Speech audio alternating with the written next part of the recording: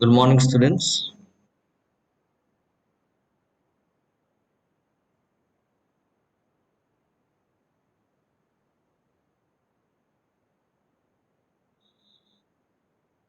So, where we are in the last class,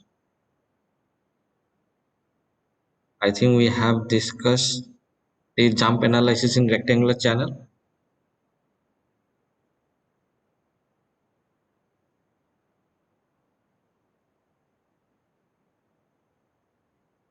This part is done.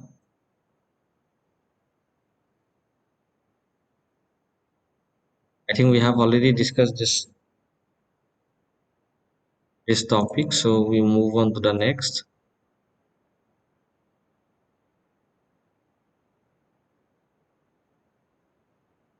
Next is loss of energy in jump. This part we have discussed. Loss of energy in jump.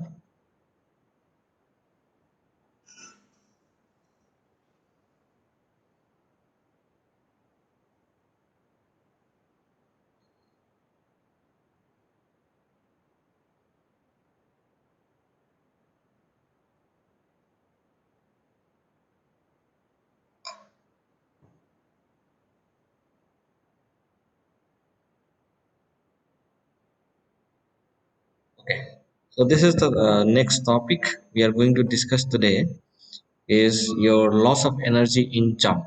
So during hydraulic jump, what is the loss of specific energy? Okay, so this is nothing but your E1 minus E2. Okay, your del E is nothing but loss of energy during hydraulic jump and is equal to E1 minus E2. Okay, E1 minus E2. So E1 is nothing but specific energy before the jump minus specific energy after the jump. Okay, if you subtract, you will get the loss of energy. Okay, so now we are going to derive an expression for loss of energy for rectangular channel. Okay, so definitely E1 minus E2. So we are going to write the specific energy equation. Okay, minus specific energy equation after the jump. Okay, that is why here y2 plus v2 square by twice g, and here y1 plus v1 square by twice g. Okay, I think these terms are very familiar to you now. Okay, this is nothing but a specific energy. So in specific energy we'll be having only two components. One is your pressure head, one is your kinetic head. Okay, then we are going to, in terms of in place of velocity we will write discharge by area.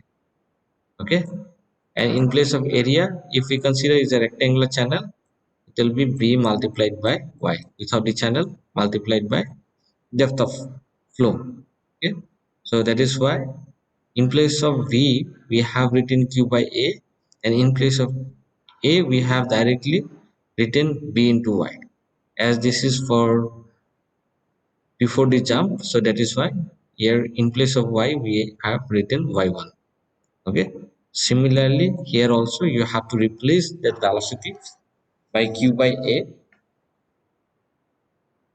and then again you have to replace the area, as we are considering as a rectangular channel. So area will be b into y, that is width of the channel multiplied by depth of the flow.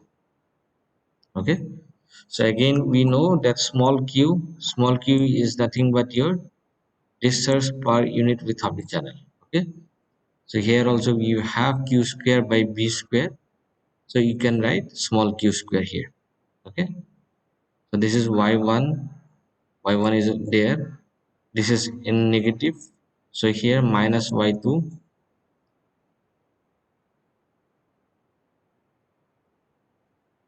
here minus y2 plus q square by b square, so it will be small q square, twice g is common to both the term. If you see this term and this term, here our twice g, 1 by twice g is common. Okay, What will be left out is 1 by y1 square minus, here minus is there, so it is minus 1 by y2 square. Very simple.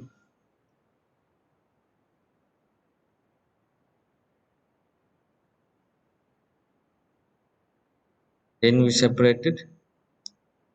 We have taken this LCM, that y1 square y2 square, so it will be y2 square minus y1 square. A simple mathematics, okay?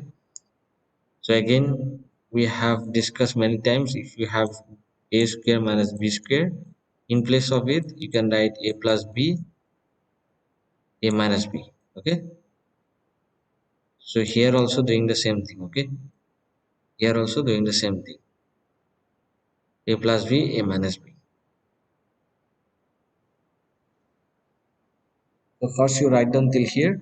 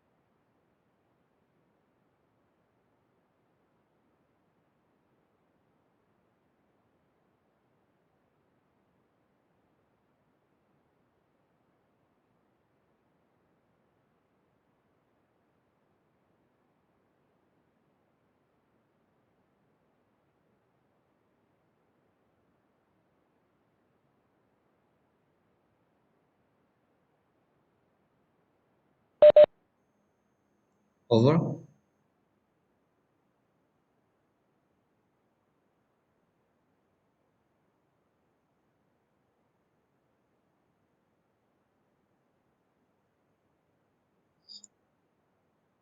Okay, after this, no, after that equation 7.8, we have to go back previous one. Okay, here during this derivation we have derived this expression. Okay, or you can consider this.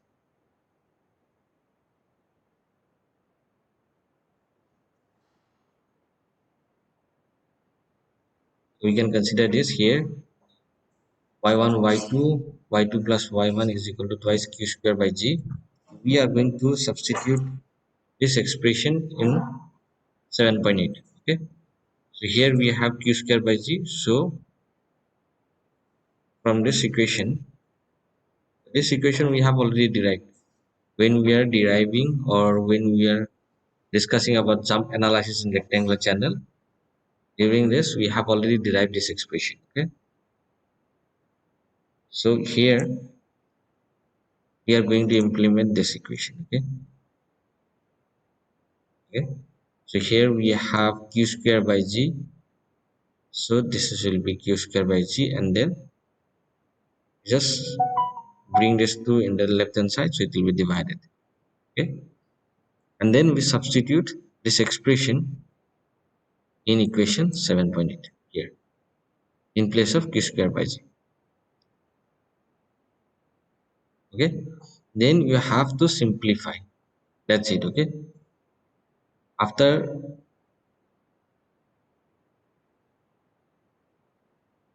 you substituting q square by g in this equation, then you have to simplify, because all the values you're going to here getting here y1 and y2.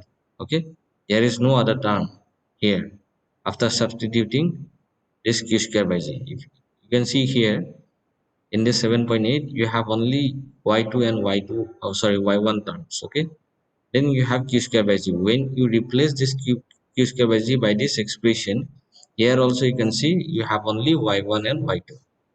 So after replacing, you have to do simple simplification. Okay, and if you do, it's up to you how you do the simplification. Okay, it's everyone has their own way, so you can carry out any simplification, and ultimately we will get an expression of this. Loss of energy is equal to y2 minus y1 whole cube divided by 4 y1 y2. Okay, this is for rectangular channel. This is for rectangular channel. So you directly write down this expression and you try to derive. Okay, after this. Okay, after substituting, you try to derive. This is very simple. It depends on how you proceed. Okay, and see you are getting the same expression or not. Y2 minus y1 whole cube divided by 4y1 and y2. Okay, so if you find any difficulties, then we can discuss, okay, in the next class. No issue. Okay, but you try once. Okay, I think it will come. Only you have to do the simplification. Finally we will get this expression. Okay, y2 minus y1 whole cube divided by 4y1 y2. So this expression is gives you loss in hydraulic jump in rectangular channel.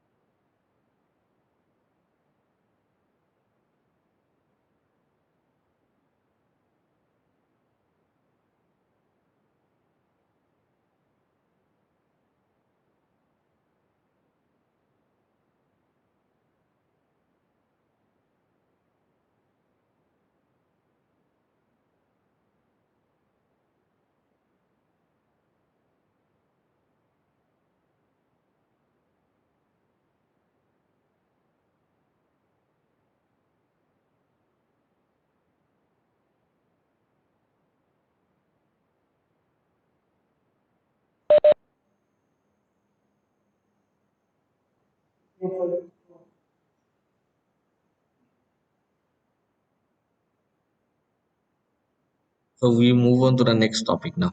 Okay. So next topic is relative loss energy. In previous topic, we have discussed about loss of energy during hydraulic jump. So here, next topic is relative loss of energy. Here you nothing but that loss of energy.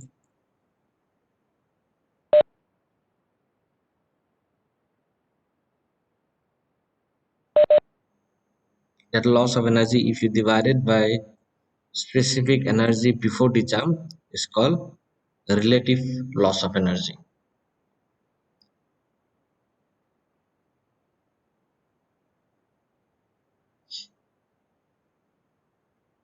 Okay. So loss of energy, if you divide by specific energy before the jump, then that is called relative loss of energy. Okay. So the derivation is not required.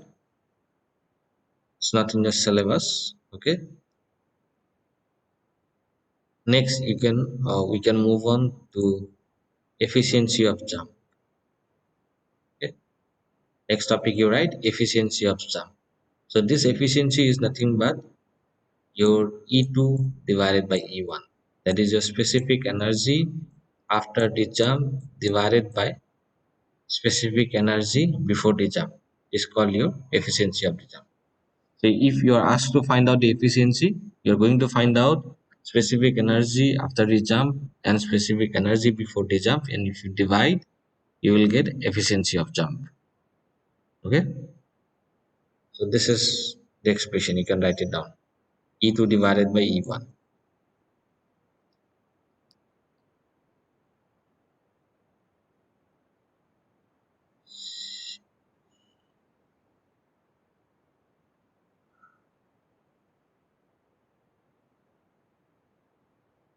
Over.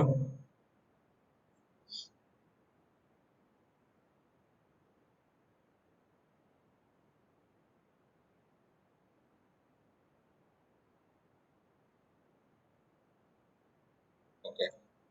So then again we move on to the next part.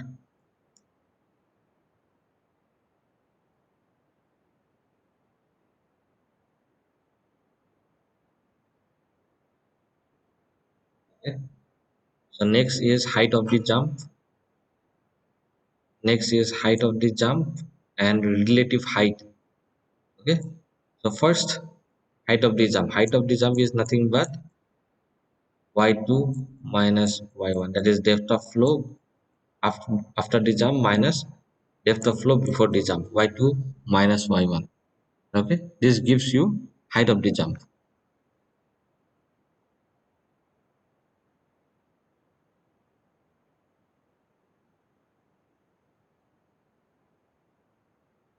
Okay. So you can write down this expression. Y2 minus y1 will give you the height of the jump. And this height of the jump, if you divide it by E1, that is specific energy before the jump, it will gives you relative height. Okay, this is relative height. So for height of the jump is y2 minus y1, and for relative height it is height of the jump divided by specific energy before the jump.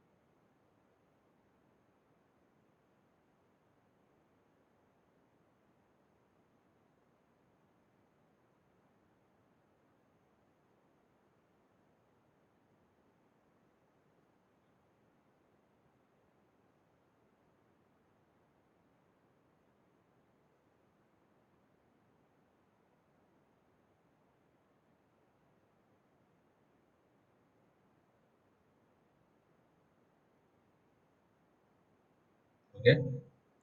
So next you write types of jump. Okay. Next topics is types of jump.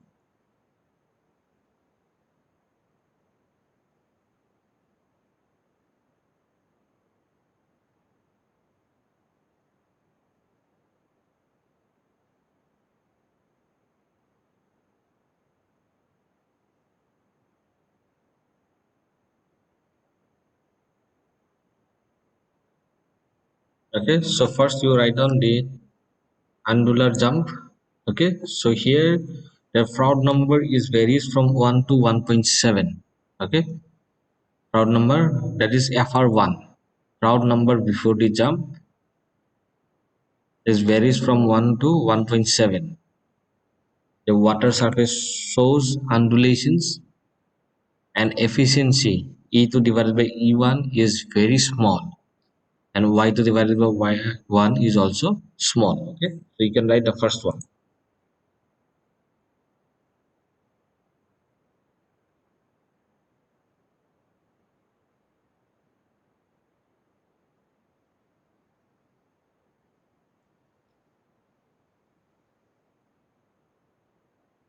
Okay, so next is weak jump. Okay, next is weak jump. So here in first case your FR1 varies from 1 to 1.7, and in second case if it is varies from 1.7 to 2.5, FR1 it varies from 1.7 to 2.5, and the efficiency varies from 15 to 18%. Okay, 15 to 18%, then we can say that jump is weak jump.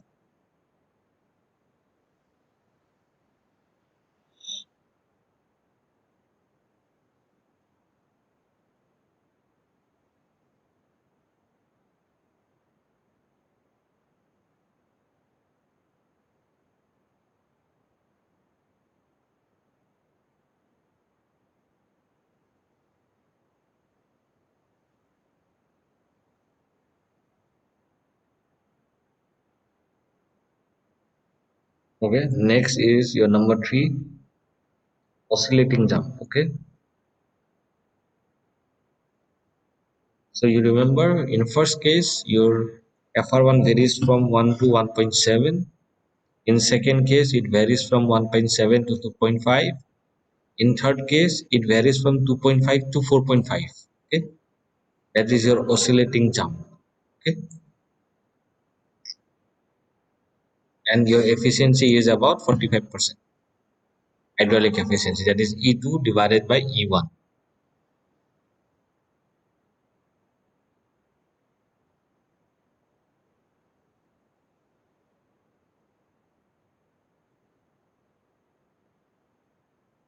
Okay, so in first case your FR1 varies from 1 to 1.7, which is your angular jump. Next is weak jump. Here your FR1 varies from 1.7 to 2.5.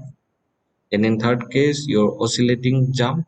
Here your FR1 varies from 2.5 to 4.5.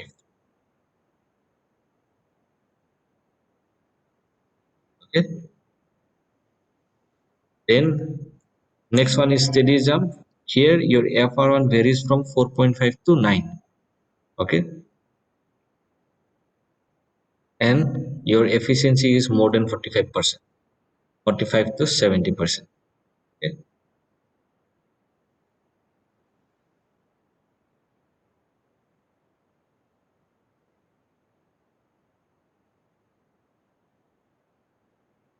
so we have total five types of jump. One is angular jump, weak jump, oscillating jump, steady, and strong jump. Okay, so these jumps are one strong number and also depends on efficiency. If your FR1 varies from 1 to 1.7, then we can say this jump is angular jump. Okay, so again if your FR1 varies from 1.7 to 2.5, then we can say it's a weak jump. If FR1 varies from 2.5 to 4.5, we can say it's an oscillating jump. If FR1 varies from 4.5 to 9, then we can say it's a steady jump. And the last one, if your FR1 greater than 9, then we can say it's a strong jump. Okay. And apart from this, it is also related to efficiency. For your first case, Angular, your efficiency is very less. Efficiency is nothing but your E2 divided by E1. Okay. And efficiency is very less in first case. In second case, it's from 18 to 20%. Sorry, it's 15 to 18%. Okay. Then in third case for oscillating, it's around 45% efficiency. Okay. And for steady, it's 45 to 70%. For strong jump, it's more than 70, that is 70% to 85%. Okay. These are the efficiency. So these types of jumps, it depends on your FR1 value and efficiency.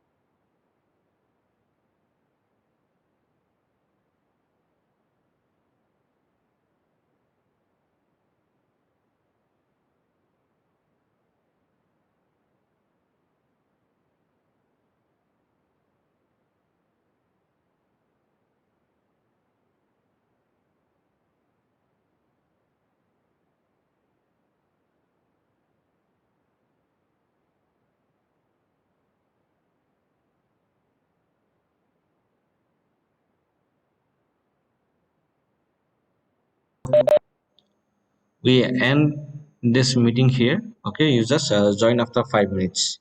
We will start our next class. Okay.